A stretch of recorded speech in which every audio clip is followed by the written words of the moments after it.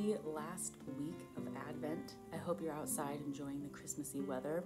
If you're wondering why I'm all bundled up, it's because I'm up in Massachusetts where it's 0 degrees outside. It's kind of chilly. This week, though, for our Christmas story share, we have Lucy and Maximilian Hagen reading The Legend of the Christmas Tree by Lucy Willock. I hope you enjoy. It's a good one.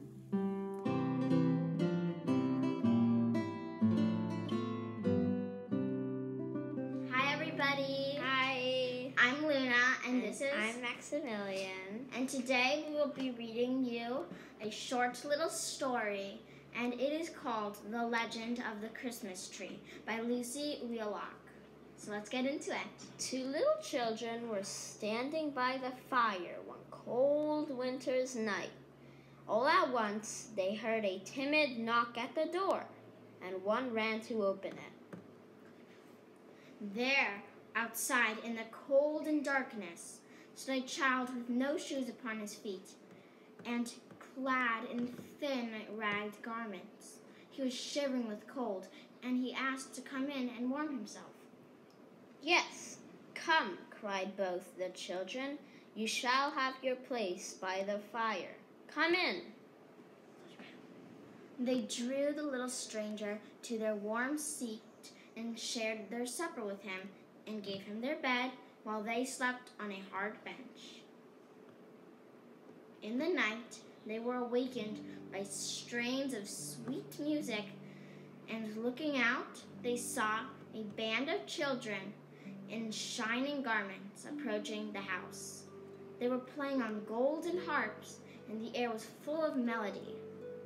Suddenly the stranger child stood before them, no longer cold and ragged, but clad in silvery light. His soft voice said, I was cold and you took me in. I was hungry and you fed me. I was tired and you gave me your bed. I am the Christ child, wandering through the world to bring peace and happiness to all good children, as you have given to me. So may this tree every year give rich fruit to you. So saying, he broke a branch from the fir tree that grew near the door. He planted it in the ground and disappeared. But the branch grew into a great tree, and every year it bore wonderful golden fruit for the kind children. The end. Bye. Bye. Thank you, Lucy and Maximilian, for reading that wonderful story. It will make me look at Christmas trees with a whole new appreciation from now on. Now, in that story, they are basing what the Christ child says on scripture that we find in Matthew 25, verses 35 through 40. And I'm going to read them really quickly to you, and I'm sure you will hear them and think, wait, that sounds very familiar. It's because they were just in the story. For I was hungry, and you gave me something to eat. I was thirsty, and you gave me something to drink. I was a stranger, and you invited me in. I needed clothes, and you clothed me. I was sick, and you looked after me. I was in prison, and you came to visit me. Then the righteous will answer him, Lord, when did we see you hungry and feed you, or thirsty and give you something to drink? When did we see you a stranger and invite you in, or needing clothes and clothe you? When did we see you sick or in prison or go to visit you?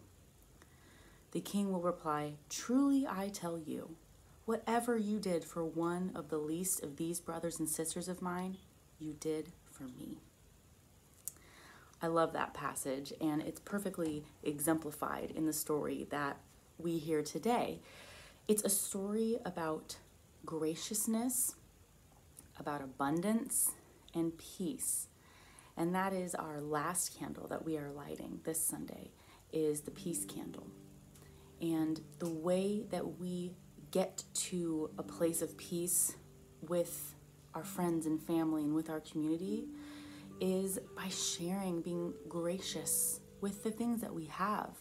Because if you think about it, peace, a lot of the time when it's not there, it's usually because it's called a disparity, which means that some people have too much and some people have too little, and usually people are having to fight for food or for shelter or things like that, right? So peace looks like inviting someone in, clothing them, giving them food, sharing out of the abundance of the things that we have. So they don't have to fight for it, so we can all have it and enjoy one another's company. So this last week, let's practice acts of peace, of sharing, because that's what Christmas is really all about, right? In our story, our nativity story specifically, it's everyone is coming to bring Jesus gifts, and it's this little child with this family who doesn't have very much, and yet people come to celebrate Jesus. And it's a story of, ironically, of nothing and of abundance. So as we celebrate our cold weather this week and in the months to come, let's remember that there are some people out there who might not have places to live or go to get out of the warmth. Let's say a prayer for them. But let's also think of ways to help them. Maybe you can learn how to knit or crochet. I did that. It's really fun once you get the hang of it.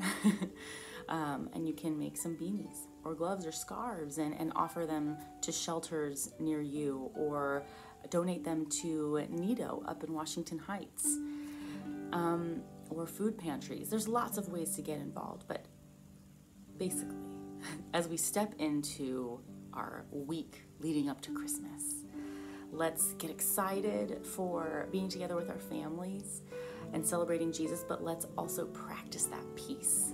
Yeah? I hope you have a wonderful Christmas week. I hope you stay warm. And let's practice all the things that we have been saying each week: love, joy, peace, and hope. Because it's all coming to the very big day of Christmas where we get to celebrate all of those things on Friday.